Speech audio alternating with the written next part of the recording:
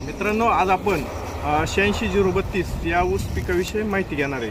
बघा, आपण आज ती माहिती एक मुद्द्याने घेणार आहे। जसं आपल्याला मशागतीचा खर्च, बियाणाचा खर्च, त्याच्यानंतर कीटकनाशकचा खर्च, खताचा खर्च आणि लागवडीचा खर्च आणि याच्यापासून किती उत्पन्न येणार आहे हे पण एक सविस्तररित्या बघणार आहोत।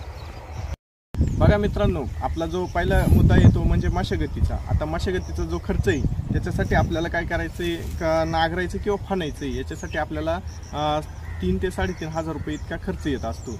आणि त्याच्यानंतर आपल्याला नांगरणी झाल्यानंतर आपल्याला शेणखत टाकायचं आहे। शेणखत टाकल्यानंतर म्हणजे एका एकरीसाठी आपल्याला जवळजवळ 5 ट्रॅक्टर शेणखत लागतं आणि 5 ट्रॅक्टर हे शेणखत, एक ट्रॅक्टरची किंमत 5,000 रुपये, म्हणजे 5 25 हजार रुपये हे। आणि नांगरणी किंवा फन्नी करायची त्याच्यासाठी आपल्याला 3-3.5 हजार रुपये इतका खर्च येत असतो। त्याच्यानंतर आपल्याला रोटर करायचं आहे। ते रोटर केल्यानंतर काय होतं, ते शेणखत त्याच्यामध्ये मातीमध्ये एकदम असं मिक्स होऊन जातं। आता त्याच्यासाठी बी आपल्याला जवळजवळ 2-1 हजार रुपये इतका खर्च येत असतो। मग त्याच्यानंतर आपल्याला सरी पाडायची, जो आपल्याला ऊस लावायचा आहे त्याच्यासाठी आपल्याला सरी पाडायची। आता त्या सरी पाडण्यासाठी जवळजवळ 1500 रुपयाच्या आसपास खर्च येत असतो। बघा मित्रांनो, आता आपला जो पुढचा खर्च येतो तो म्हणजे बियाण्याचा खर्च येतो। आणि ते बियाणं म्हणजे आपण आज 86-032 या ऊसाविषयी बोलणार आहे। बघा, तर कसं असतं, आता त्याचं एक एकरीसाठी आपल्याला जवळजवळ 2.5 टन इतका ऊस लागत असतो, जे बियाणं लागत असतं। आणि 2.5 टन म्हणजे एका टनाचा भाव हा 2500 रुपये इतका आपल्याला मिळत असतो। त्याप्रमाणे आपल्याला 7-7.5 हजार रुपये हे आपल्याला नुसतं बियाण्यासाठी लागत असतं।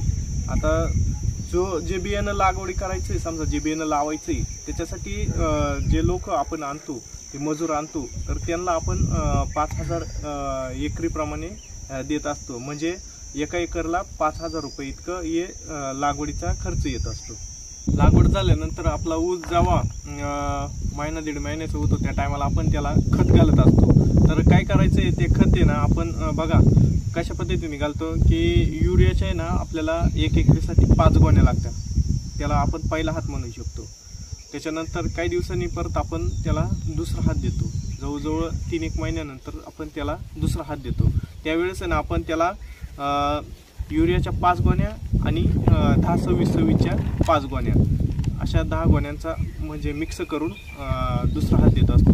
तर आपल्याला युरियासाठी 5 गोण्यांचा जो खर्च झाला त्याच्यासाठी आपल्याला 1500 रुपये म्हणजे 300 रुपये गोणीप्रमाणे आपल्याला त्या मिळत असतात। आणि दुसरा जो हात आहे आपला 10-26-26 आणि युरिया हे मिळून आपल्याला 8.5 हजार रुपये इतका खर्च येत असतो। मग आपला राहिला तिसरा हात। आता ज्या टायमाला आपण तिसरा हात देतो काही दिवसानंतर, तर त्याला आपण म्हणजे जवळजवळ 10-26-26च्या 5 गोण्या आणि पोटॅशच्या 5 गोण्या याचा खर्च मिळून आपल्याला जवळजवळ 14,000 रुपये इतका खर्च येत असतो। बघा, मग आता काय करायचं आपल्याला, जो पुढचा खर्च राहतो आपल्याला तो राहतो तणनाशकचा। बघा, तर आपण आहे ना हे तणनाशक 2 वेळेस मारत असतो। तर एका वेळेचा जो खर्च आहे आपल्याला तो 1500 रुपये इतका खर्च येतो आणि 2 वेळेचं म्हटल्यानंतर 3,000 रुपये। त्याच्यानंतर आपल्याला जे कीटकनाशक समजा याच्यावर काही आजार येतो, तर याच्यावर काय येतो, एक तर कार्प येतो, नाहीतर मग मावा पडतो। तर याच्यासाठी आपल्याला काय करायचं आहे, तर आपण त्याला एक पोषक म्हणून आहे ना एक टॉनिक वापरत असतो।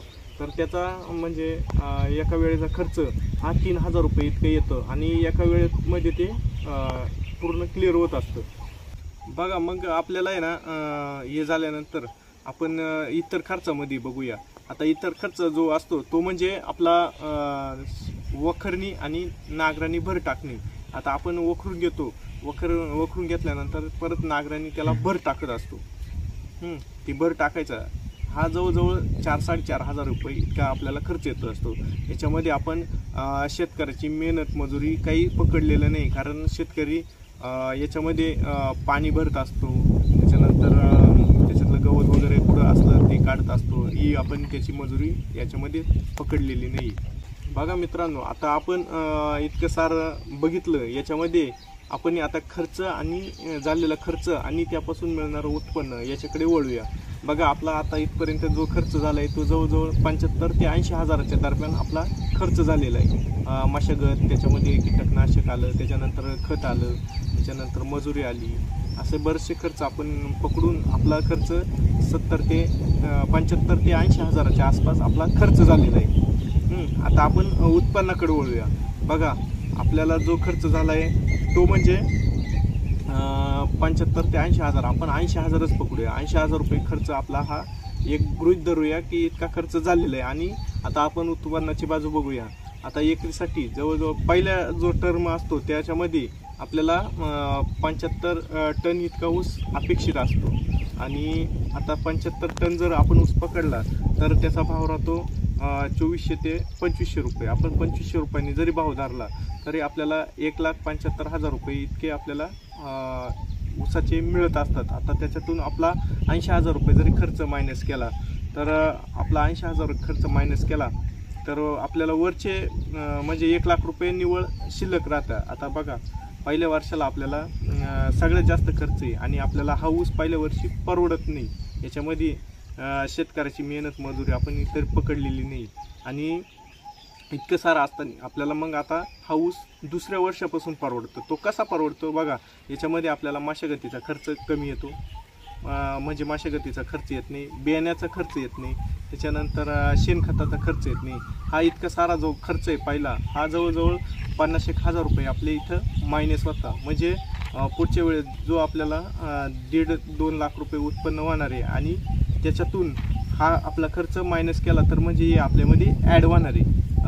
म्हणजे दुसऱ्या वर्षापासून आपल्याला 30 ते 35 हजार रुपये इतकाच खर्च आपल्याला या ऊसासाठी लागणार आहे. आणि शेतकऱ्यांनी फक्त पाणी भरायचं आणि त्याच्यात लक्ष द्यायचं, इतकंच काम राहतं. म्हणजे दुसऱ्या वर्षापासून हा ऊस आपल्याला नक्की परवडतो आणि हा ऊसाचा कालावधी जवळजवळ 4 ते 5 वर्षाच्या आसपास आपल्याला राहू शकतो. धन्यवाद.